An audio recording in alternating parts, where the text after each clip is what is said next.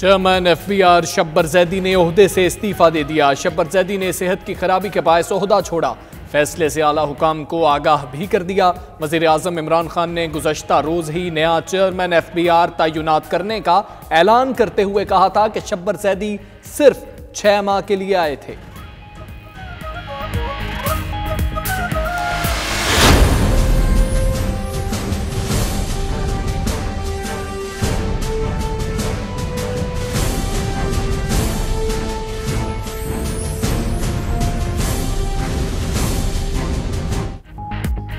महंगाई से परेशान अवाम के लिए रिलीफ प्लान। हुकूमत का घी, दालें, चीनी, चावल और आटा 10 से 25% सस्ता देने का फैसला। सस्ती अशिया मुल्क भर के यूटिलिटी स्टोर्स पर दस्तयाब होंगी। ज़राए के मुताबिक विफाकी काबीना 15 से 18 अरब रुपए के रिलीफ पैकेज की मंजूरी आज देगी। काबीना छठी मरदमशुमारी के नताइज जारी करने की मंजूरी भी देगी।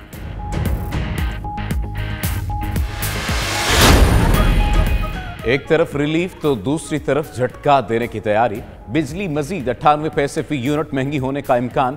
कीमतों में इजाफे से मुताल्लिक नेपरा आज फैसला करेगा। इजाफा नवंबर में माहाना फ्यूल एडजस्टमेंट की मद में किया जाएगा।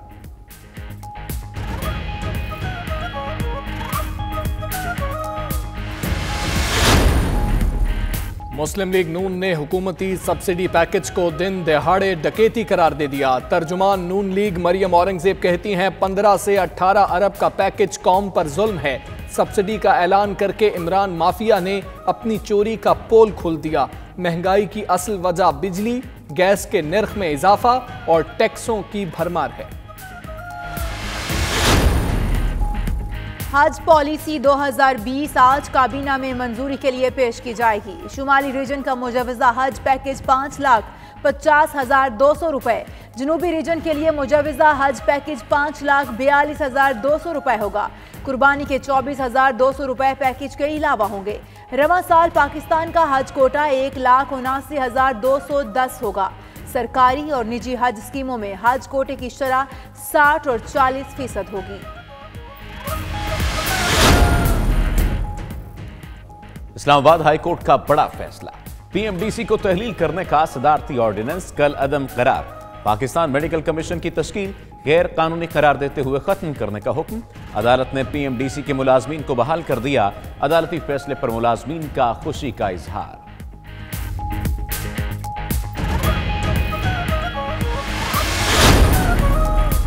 मेगा मनी लॉन्ड्रिंग और पार्क लेन रेफरेंस की समाअत आसिफ जरदारी और दीगर मुल्ज़मान के खिलाफ फर्द जुर्म की कार्रवाई 3 मार्च तक मुअख्खर। साबिक सदर आसिफ जरदारी की आज हाजिरी से इस्तिस्ना की दरखास्त मंजूर कर ली गई। अनवर मजीद को भी कराची से इस्लामाबाद मुंतकिल ना किया जा सका। उधर बिलावल भुट्टो को नैब के नोटिस पर पीपल्स पार्टी के सीनियर रहनुमाओं का मुशावरती इजलास आज होगा।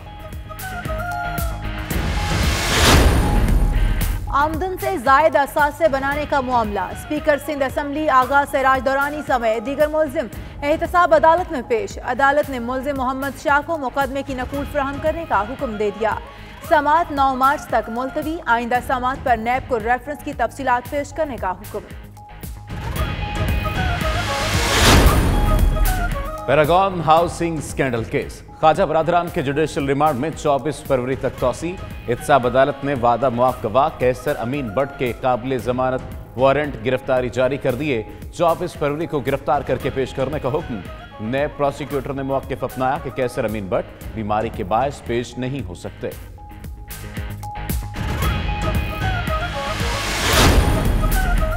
कोरोना वायरस से निपटने के लिए हुकूमती इक़दामात से मुताल्लिक केस। पाकिस्तान अपने शहरियों को चीन से वापस क्यों नहीं ला रहा? ये कोई वजाहत नहीं कि शहरियों को निकाला तो किसी मुल्क से ताल्लुकात खराब हो जाएंगे। चीफ जस्टिस इस्लामाबाद हाईकोर्ट के रिमार्क्स। मजीद कहा कि अदालत पाकिस्तानियों की हिफाजत चाहती है।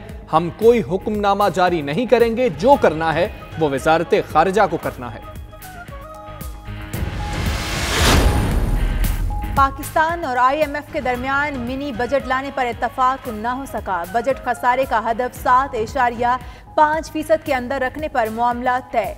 जून तक FBR को 3,153 अरब रुपए का मजीद टैक्स रेवेन्यू हर सूरत जमा करना होगा। ज़राए के मुताबिक जुलाई ta दिसंबर की मुआशी कारकर्दगी का जायजा मजीद 4 दिन जारी रहेगा।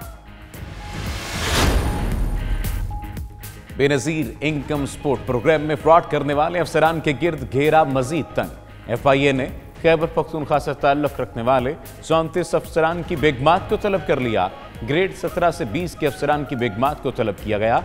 FIA इससे कबल स्कैंडल में मुलविस अफसरान के भी बयानात कलमबंद कर चुकी है।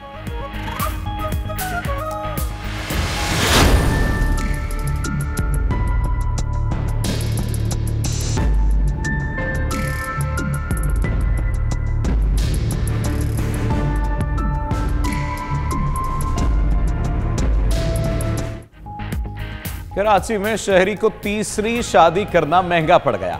आसिफ नामी शहरी की पहली बीवी वलीमे की तकरीब में पहुंची और अहले खाना के साथ मिलकर आसिफ की खूब दुर्गत बनाई, कपड़े भी फाड़ डाले। बीवी से मार खाने के बाद दुल्हे पर शहरियों ने भी हाथ साफ किए। आसिफ ने बस के नीचे छुपकर जान बचाई।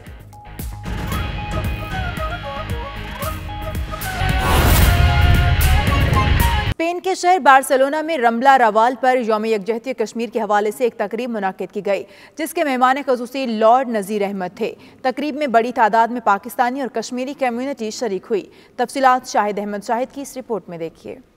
भारतीय जबरो सितम और बर्बरियत की खौफनाक दास्तान जहां हिटलर की याद ताज़ा कर रही है, वहीं मकबूजा वादी में मजलूम और बहादुर कश्मीरियों की जदोजहद आज़ादी, माओ, बहनों, बेटियों, बुजुर्गों और निहत्ते नौजवानों का सर पे कफन बांधकर इंडियन फोर्सेज के आगे डट जाना और उनका जज्बा आज़ादी अपनी मिसाल आप है। दुनिया भर में बसने वाली पाकिस्तानी और कश्मीरी कम्युनिटी अपने उन्हीं मजलूम बहन भाइयों से इज़हार यकजहती के लिए हर साल 5 फरवरी को यौम यकजहती कश्मीर मनाते हैं। इसी सिलसिले में स्पेन के शहर बार्सिलोना में भी नदाए कश्मीर एसोसिएशन के ज़ेरे एहतमाम एक तकरीब का इनेकाद किया गया, जो यौम यकजहती कश्मीर के हवाले से मुनक्किद चौथी बड़ी तकरीब थी, जिसमें बड़ी तादाद में कश्मीरी और पाकिस्तानी कम्युनिटी शरीक थी।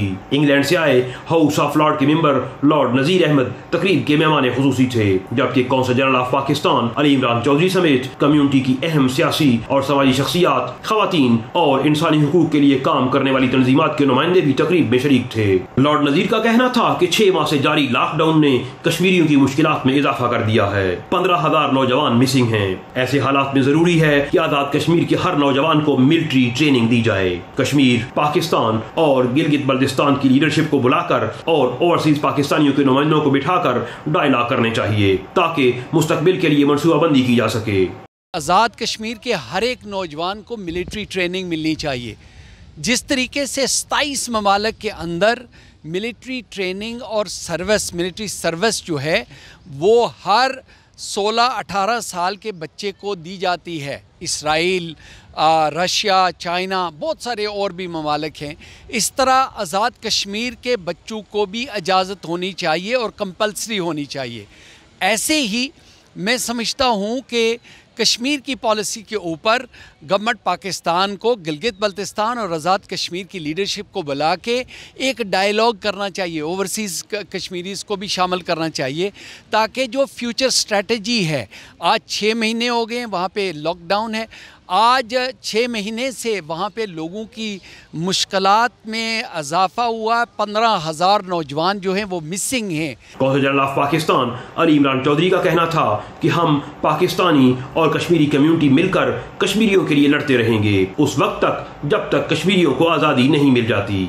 हम कौंसलेट ऑफ पाकिस्तान बार्सिलोना में एक व्हाट्सएप ग्रुप बना रहे हैं कश्मीर के ऊपर, जिसमें यहाँ के यंगस्टर्स को इंक्लूड करके हम ये बैटल ऑफ लेटर्स और बैटल ऑफ आइडियाज़ वो लड़ेंगे कश्मीर के ऊपर, कैटलान और स्पेनिश लैंग्वेजेस में।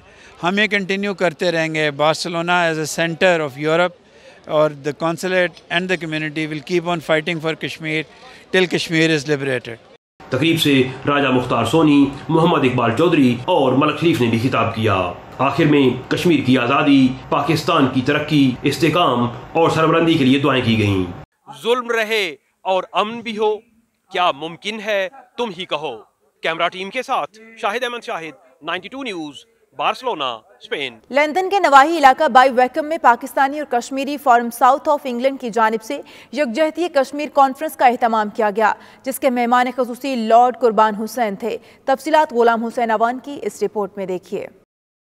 यौम यकजहती कश्मीर के हवाले से मुनक्किदा कॉन्फ्रेंस की सदारत OPWC के मरकजी सदर हाजी आबिद हुसैन ने की। लॉर्ड कुर्बान हुसैन तकरीब के मेहमान खुसूसी थे। तकरीब से खिताब करते हुए मुकर्ररीन का कहना था कि मोदी सरकार ने 6 माह के कर्फ्यू से कश्मीरियों की न सिर्फ नस्ल कुशी की बल्कि इंसानी हुकूक की पामालियों की नई तारीख रकम की। मुकर्ररीन ने मजीद कहा कि कश्मीरियों से इजहार यकजहती अब न सिर्फ पाकिस्तान बल्कि दुनिया भर में बसने वाले ओवरसीज पाकिस्तानीज और कश्मीरी इस काफिले का हिस्सा है और आज बरतानिया भर के शहरों और कस्बों में भी कश्मीर इशू उजागर हो चुका है। कॉन्फ्रेंस में कम्युनिटी रहनुमाओं ने मुश्तरका फैसला किया कि आइंदा न सिर्फ बरतानवी मेंबर पार्लियामेंट्स बल्कि हाउस ऑफ लॉर्ड्स के मेंबरान को भी कश्मीर इशू को उजागर करने के लिए इस मुहिम का हिस्सा बनाया जाएगा। उन्होंने कहा कि मोदी सरकार और इंडियन फौज ने बड़ी बेरहमी से कर्फ्यू के दौरान मजालिम रवा रखे और कश्मीरी अपने घरों में महसूर होकर रह गए और रोजमर्रा की जिंदगी की बुनियादी जरूरियाती अशिया से महरूम हैं। कश्मीरी के अंदर जो जुल्म हो रहा है उसके लिए बरतानिया में हमें काम करने के अब नए नए तरीके भी ढूंढने पड़ेंगे ताकि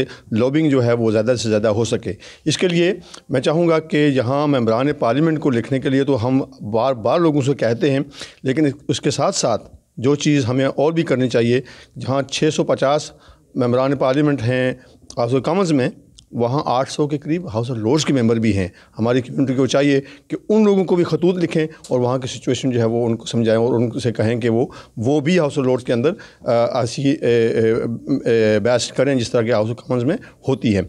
सब ने मिल के तय किया है कि हम अभी सिर्फ MPs को नहीं बल्कि हम लॉर्ड्स को भी लिखेंगे, उस पर भी लॉबी करेंगे, क्योंकि 6 महीने से कश्मीर में जितना जुल्म हो रहा है, वहाँ कोई मेडिसिन नहीं है, फूड नहीं है, उस पर हम जितना भी जोर ला सकें हमें जोर लाना चाहिए। 6 माह से कर्फ्यू का मामला चल रहा है और अभी तक किसी किस्म की भी कोई भी मोदी सरकार और उन्होंने किसी तरह की चेंज उसमें नहीं लाई। हर प्लेटफॉर्म पे गली गली मोहल्ले मोहल्ले और पूरी दुनिया भर में, खाली पाकिस्तान में 5 फरवरी नहीं मनाया गया बल्कि पूरी दुनिया भर में इस इशू को हाईलाइट किया गया है और बरतानिया में हम इस ऑर्गेनाइजेशन और कॉन्फ्रेंस फोरम के प्लेटफॉर्म से इस पे को लेके साथ चल रहे हैं। कॉन्फ्रेंस में mayor of Chesham Qaiser Chaudhry, mayor of Luton Tahir Malik, deputy lord mayor of Oxford Altaf Khan, deputy mayor Tufail Hussain, सदर PPP ग्रेटर लंदन मियां Saleem, councillor Majid Hussain, councillor Khalil Ahmed, professor Nazir Shal समेत मुतअद्दिद सियासी और समाजी तंजीमों के रहनुमाओं ने शिरकत की। सऊदी अरब के शहर दमाम में मकबूजा कश्मीर में जारी भारतीय बर्बरियत और कर्फ्यू के खिलाफ तकरीब मुनक्किद की गई, जिसमें सिफारती अफसरान और कम्युनिटी मेंबरान की बड़ी तादाद शरीक हुई। मजीद तफसीलात उमैर अली की इस रिपोर्ट में देखिए। मैं हूँ शहरग तो क्यों ज़ेरे शमशीर हूँ, पाबा जंजीर हूँ, गम की तस्वीर हूँ। सऊदी अरब के शहर दमाम में पाकिस्तान फ़क़हम की जानब से मुनक़्क़द होने वाली तकरीब में मुकर्रीन ने कहा कि पाकिस्तान और कश्मीर को फतह करने का वज़ीर आज़म नरेंद्र मोदी का बयान दीवाने के ख्वाब से ज़्यादा और कुछ नहीं। हमने ये देखना है कि हम जो उनको सपोर्ट कर रहे हैं, हमारी सपोर्ट जो है वो मॉरल है, वो पॉलिटिकल है, वो डिप्लोमेटिक है, क्या हमारी सपोर्ट जो है वो गैर मुतज़ल्ज़ल है या नहीं है। इसमें मैं ये कहना चाहूँगा कि 5 अगस्त से लेकर आज तक पाकिस्तानी हुकूमत से जो बन पाया पाकिस्तानी हुकूमत कर रही है। हम अपने हर मुमकिन सपोर्ट जो है वो कश्मीरी काज के लिए वो हर सूरत में जारी और सारी रखेंगे। सफारतखाना पाकिस्तान के पॉलिटिकल सेक्रेटरी सैफुल्लाह खान ने इस मौके पर कहा कि भारत इंसानियत के माथे पर ऐसा बदनुमा दाग है जिससे पूरी दुनिया आगाह हो चुकी है। मोदी सरकार RSS के नजरिए पर गामजन है जो सिर्फ तशद्दुद का रास्ता है। मुकर्रीन का कहना था कि पूरी दुनिया को चाहिए कि वो भारत की इंसानियत सोच कार्रवाइयों का नोटिस ले। तकरीब से फैज मोहम्मद, वासिफ फारूक, रिफत रशीद अब्बासी और दीगर शख्सियात ने भी खिताब किया। उमैर अली, 92 न्यूज़, दमाम, सऊदी अरब।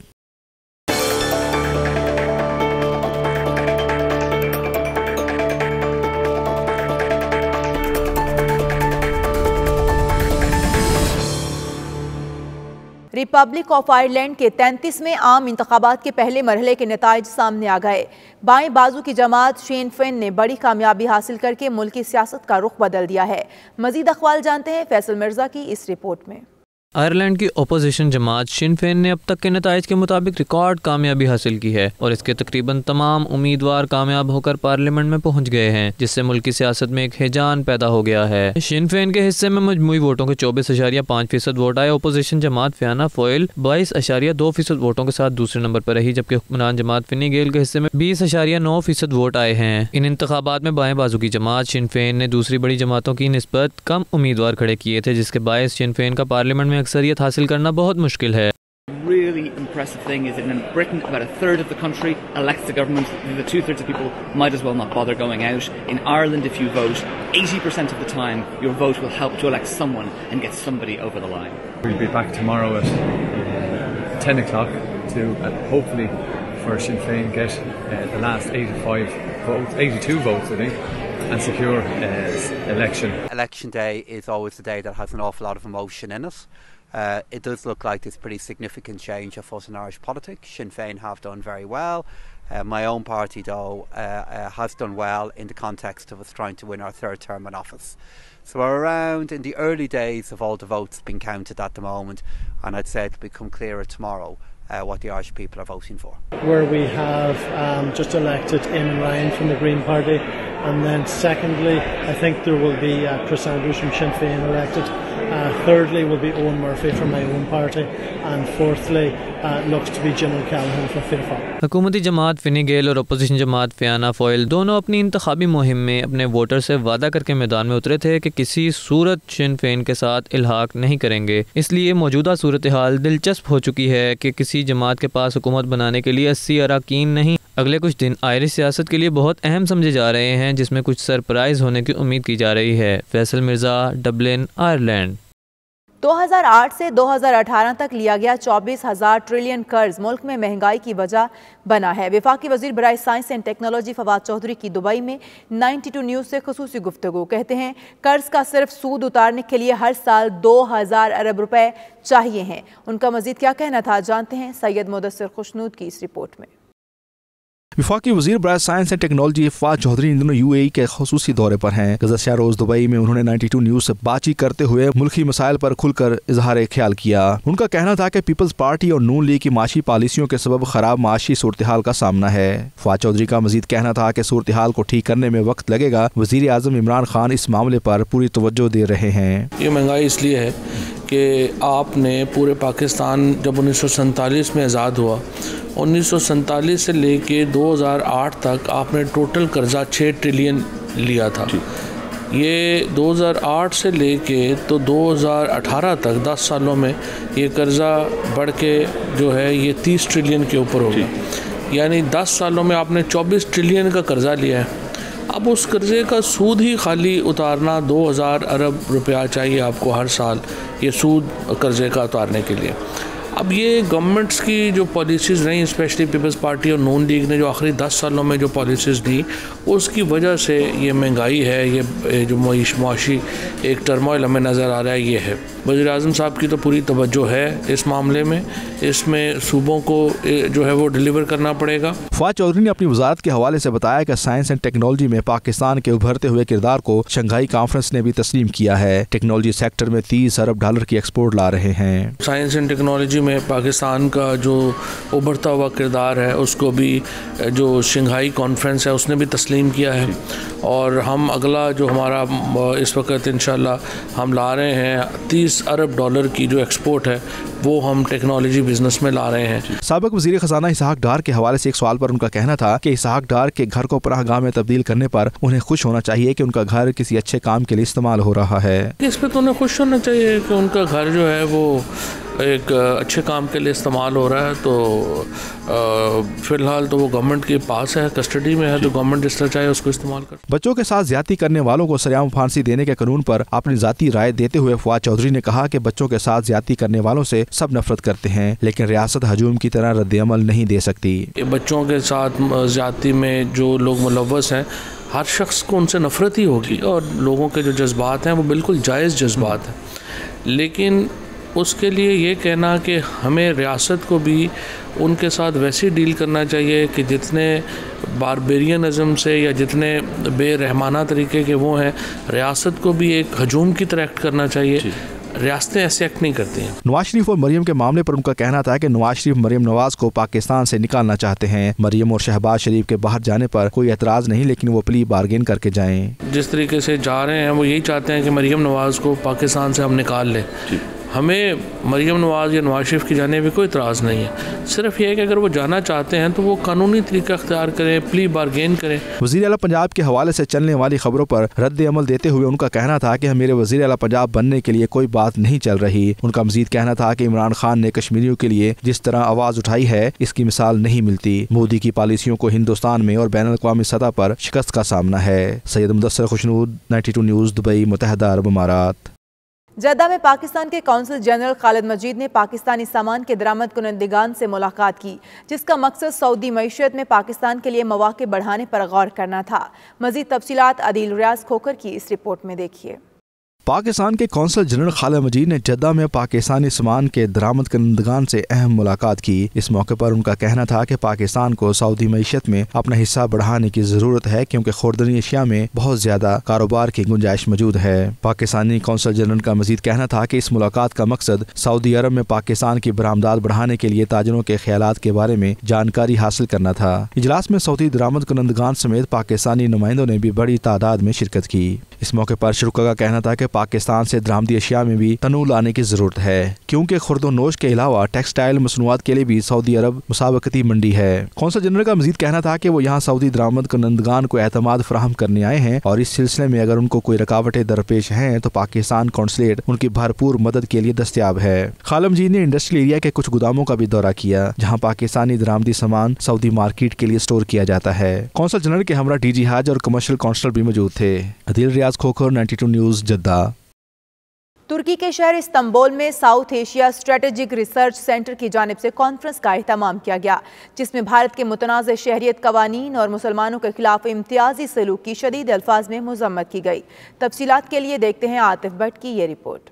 भारत के मुसलमान मुखालिफ मुतनाज़ शहरियत कवानीन के खिलाफ तुर्क शहरी भी अपने जज्बात पर काबू न रख सके। इस्तांबुल में भारतीय वज़ीर आज़म नरेंद्र मोदी की मुतासिबाना पॉलिसियों और मुस्लिम मुखालिफ कवानीन के खिलाफ खुसूसी कॉन्फ्रेंस हुई, जिसका एहतमाम तुर्की के मारूफ think tank South Asia strategic research centre की जानिब से किया गया। कॉन्फ्रेंस में थिंक टैंक के रुकन doctor Hayati Unlu, international refugee human rights association के चेयरमैन रसूल जमीर, महकमा सियासियात के प्रोफेसर अब्दुल्ला अल हसन ने खुसूसी शिरकत की। मुख्तलिफ शोबों से ताल्लुक रखने वाले माहिरीन भी कॉन्फ्रेंस में मौजूद थे। इस मौका पर शुरका ने भारतीय मुतनाज़ कानून पर तनकीद करते हुए कहा, इस कानून पर भारत के अंदर ही सख्त रद्द अमल आया है। न सिर्फ मुसलमानों बल्कि तमाम भारतीय अक़लियतों ने भी कानून को मुस्तरद कर दिया है। अक़वाम मुत्तहिदा ने भी कानून को गैर आईनी और इम्तियाजी करार दिया है। भारतीय नौजवानों ने कानून के खिलाफ जबरदस्त एहतजाज किया है। उन्हें कश्मीर में होने वाले मुजालिम पर भी इसी तरह आवाज बुलंद करनी चाहिए। मुकर्रिरीन ने आलमी इंसानी हकूक की तंजीमों के हवालाजात के साथ भारतीय कानून को कड़ी तनकीद का निशाना बनाया। उनका कहना था, भारत अब एक खतरनाक जगह बन रहा है। न सिर्फ सयाह बल्कि बैनुल अक़वामी कंपनियां भी भारत जाने से पहले एक बार जरूर सोचेंगी। और इसके साथ ही न्यूज़ बुलेटिन अपने इख्तिताम को पहुंचा। मज़ीद खबरों और अपडेट्स के लिए देखते रहिए 92 न्यूज़ UK।